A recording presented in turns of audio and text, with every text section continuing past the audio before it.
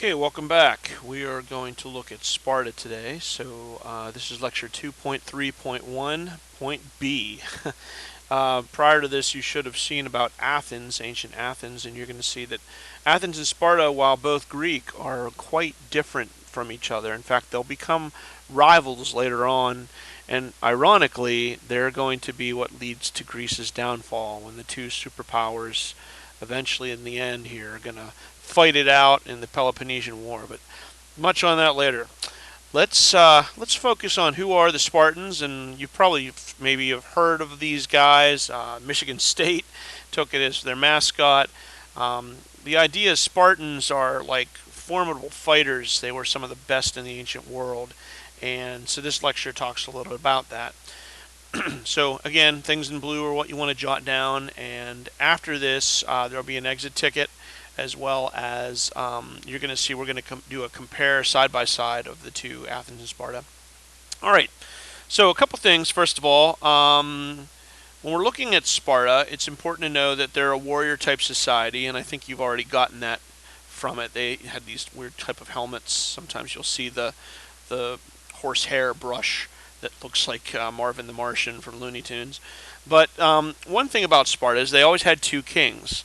And you'll see why later, but the idea was that you needed two kings. One king would be out with the army in the field, while the other king stayed home to defend the city, because Sparta was always at war, as you're going to see. They did not play nicely with others.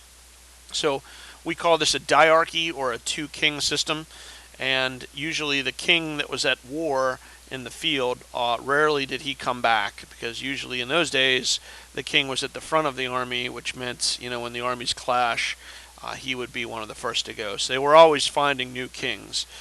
But when babies were born in Sparta, the first thing that would happen is the council of elders would get together, called ephors, and they would put the little baby on trial, and they were looking for any birth defects or problems, low birth weight, any maladies, and asthma, things like that. If there was anything wrong with the baby, then it was judged by these elders that either if it was too sickly or whatever, then the ephors might reject or condemn it to death. And there were these sea cliffs above Sparta where they would sometimes toss the baby back into the surf. And we call this infanticide, obviously a society that kills little helpless babies that are sick. And the concept, you might think, well, this is so cruel, and it is, but the idea behind the thinking was only fit baby Spartans are going to be allowed to grow up and be in this society. So any form of weakness is snuffed out right away. And so if you were lucky enough to not be chosen as unfit, if you did get to live, you would live with your mom or dad, but you would be taken from your home at age 7, and you'd be sent off to boarding school. So imagine how horrible that would be. These are like your formative years when you're in your single digits. It's when you become the person you're going to be, and you have these connections to your folks. And to have that ripped away is traumatic. But it also shows the Spartan kid, hey, your parents aren't in charge of you, the Spartan state. You serve Sparta. You don't serve your family. Your family is Sparta. And so these kids are then thrown into these, what's called the agoge. It's a boarding school. Basically, the kids are taught basic alphabet, read and write, recite Homer. They would write on these wax tablets or whatever, and taught the basics. But you would have a very rudimentary education. You might only be there for like a few grades, because that's not what they really care about. In Athens, they would care about science and math and philosophy. No, not Sparta. Sparta cares only about one thing, and that is war and making fighting machines. And so, while you were at the agoge, the kids were not given any clothes, and this was to toughen them up. The idea was at night you would go to bed, you would shiver, and not having anything, obviously that you don't have a lot of fat Spartans, because your BMI, your body mass index, you're burning calories at night. Sometimes they would give you like one cloak, like that would be it, and that would be both your that you'd use that for your cover and maybe like a tunic or something. So, but really you didn't have much in the way of clothing. And while you were there at the agoge, they would only feed the kid once per day. And the idea was that you would have to sneak down into the village and steal your food. And I know this sounds crazy, like, why would you want them to steal? Like, is there any possible reason why? And the answer is, well, they want you to be able to forage, and they want you to be able to, like, go by yourself and find and provide your own food, because let's face it, on the battlefield no one's going to bring you a warm cooked meal. You're going to be behind enemy lines. You better learn how to forage for food and make do with what you can. So the idea was that you would steal your food, maybe like run down to the market and steal an apple off the cart, and you would actually be rewarded, like if you were able to get away with it, because this taught stealth and sneakiness, and these are all good qualities on the battlefield. And so oftentimes, the teacher would turn a blind eye. The only time you would get in trouble, you would get beaten maybe if you got caught by the shopkeeper, who might then turn you into your teacher, and then the teacher would hit you for being clumsy or stupid or not being able to get away with it. So oddly enough, forced to steal, but it was kind of somewhat encouraged. And then finally, by age 12, kids are then shipped off to military training school, both boys and girls. So by puberty, we see the separation, and girls will go and do their own training and school stuff, but like they'll also learn um, they'll learn how to fight. Women were also part of the home guard, because if Sparta was attacked, and it was a lot because they made a lot of enemies, then while the men were away fighting, the women had to learn how to defend the cities. So here you see women wrestling and fighting, and so they were not as trained as the men, but boy, they were not like a delicate violet, not like the Athenian women who had to be escorted. Athenian woman would punch you in the nose if you gave her any trouble. I mean, Spartan girl, Spartan girls were fighters. All right, so by 18, you would drill from like 12 till you were about 18 years old. And at that point, Spartans came through the training course as killing machines, and the best in the ancient world. In fact, I could throw a Spartan probably in this room, and he would just take all of us, like you just see in the movies. Hand-to-hand combat training. They were just worth their weight compared to the other soldiers, who all came from other backgrounds. The only backgrounds Spartans knew was the military. And courtship is odd. You might say, well, if you're in the military when you're 18, when do you have time to settle down and meet someone, have a family? And the answer is kind of odd. Once you were in the army, you would find that someone you like, girl or guy, and you would sneak into their barracks and basically club them over the head or knock them out and take them back to your place, and boom, you're married. That's a Spartan marriage. So the idea of dating is far removed. You were expected to best your mate in physical combat, and maybe wrestle them, and then eventually subdue, and then boom, you're married.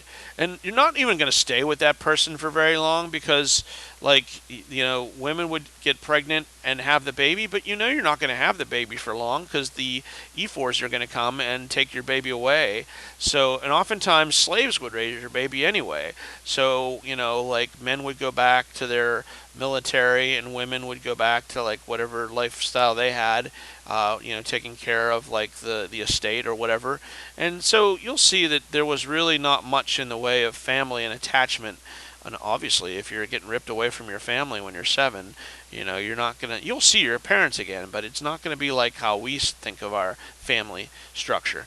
All right, so you're in the military until age 30, okay? And by age 30, you've served for 10 years now, and if you're still lucky enough to be alive, you've earned your citizenship. So the official, once you're 30 now, you can kind of slowly take it easy. Although they would grant you an estate and slaves to work it for you, and this is kind of why Sparta was always at war. The idea was you would conquer lands so that you could then give these farms to the soldiers who were loyal, and the people you conquered, which would be fellow Greeks, are made into slaves. So slaves, we think of slaves like when we study the American Civil War and having dark skin. No. In the ancient world, anybody could be a slave. It didn't matter what color your skin was. So white people were slaves, no big deal. And these would be just maybe people from Thebes or Mycenae or another nearby city that got conquered by Sparta that they would then make, do all the cooking, cleaning, farming, so that the Spartan now, after age 30, they could sit back and relax. Oh, but don't get too settled, because you would serve on the active reserves from age 30 to 60.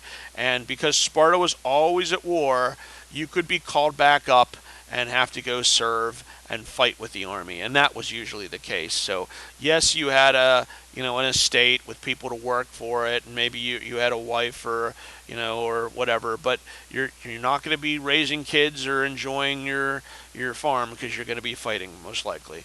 And so you would serve on active reserves, like I said, until age 60. And then, if you were 60, you would be eligible to sit on what's called the Council of E4s. And they were like the group of elders. And their job was to make the laws and decide politics and judge babies. By 60, you're an old person, and you're not going to get called back to serve, to fight. So usually the E4s were old men who were their days, of serving and fighting were over. All right, so then that's kind of the life of a Spartan, right? And so you might say, well, okay, Mr. Farrell, so you told me they're really good fighters, but so what? Like, what made them any better than, like, say, the Persians or somebody else? And I would say it's the way they fought, okay? Like, think of it as like a formation, okay? Their formation was something called the phalanx, which is an offensive infantry formation for hand-to-hand combat, okay? And each man was protected by these giant wooden shields. They're like a giant thick disc, about an inch thick. You could see like it's almost up to the guy's hip. And it would be heavy. It would have straps that they could hold it. But the idea was, like, you would hold these shields so that, like, there was almost nothing to hit for your opponent. Like, these are what's called greaves. They're like metal shin pads. Those of you who play soccer know what shin pads are. Well, imagine like having metal ones, right? And so they would protect the guy from the knee. You can see the greave here. You can see the protection from the knee down, right? And then the shield would protect from the knee up all the way to the helmet, where the face, you barely even see their eyes. So they're pretty well protected, especially when they stand side by side. Notice how these shields overlap each other, almost like scales, right? So like this guy is protected from this guy, and this guy is protected from this guy. As long as you like overlap your shields, there's no way someone can get through, especially when they carry these long, like 10 to 15 foot long spears, like pikes. They're called pikes. And they have like these weird looking heads on the tip of them, so when they stab, and it's almost like a giant porcupine. So here's the Spartans standing in their phalanx in their lines, and here are people charging. And you can see even horses get gored if they try. All the men with a pike have to do is just plant it with their foot, and you'll just get shish kebabbed if you try to run into this thing. And you can kind of, this is like the idea. Like, the idea would be the pikes come between, or they come through the shields. So it'd be hard to get up and get close to these guys. These guys are actually Alexander the Great's. These aren't Spartans, but it's just to show you the point. And this is why it was hard to beat. Looking at it from the side, the phalanx, you can appreciate a little better. So like, even if like these guys were to get hit and maybe die, this group would just step up and take their place. And that's what made it so rough. And if you were over here and you shot arrows at these guys, all these guys would do is turn their shields up, and it would look like a giant tortoise. Like, they'd have like like almost a shield wall that would block any kind of arrows. If you brought chariots or horses or elephants or whatever, runs up against this thing, it's going to get skewered. There's no way. And so no one could figure out how to beat the phalanx. I should say that Alexander the Great, he'll copy this, and he'll defeat the whole known world. Later on, the Romans, when we study the Romans, they'll copy the phalanx, and they'll defeat the whole world. So, like, it was the way to fight. Now, there are two things to point out. One is this guy. This guy has no shield on his right side. Everybody else is protected with overlapping shields, but not him. This is the honor position, okay?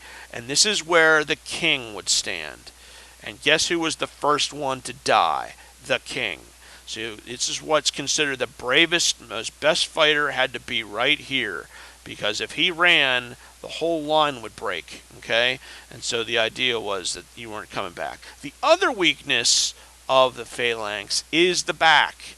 Because to get 100 people to turn all at once was impossible. And so if somehow cavalry or whatever could somehow get around the back, that's where the phalanx broke down. It wasn't all, and so what the Romans would do is like they would all fight back to back in these giant boxes of phalanxes, which was pretty cool. But we'll talk about the Romans later. Anyway, the whole idea was that's the phalanx, and that's how the Spartans were so awesome, and nobody could beat them. And you're going to see later on they'll be like the heroes of the Persian Wars, for at least for Thermopylae, and then Athens gets its chance to shine too. All right, so we're going to go ahead and stop there and go ahead and grab the exit ticket. Okay.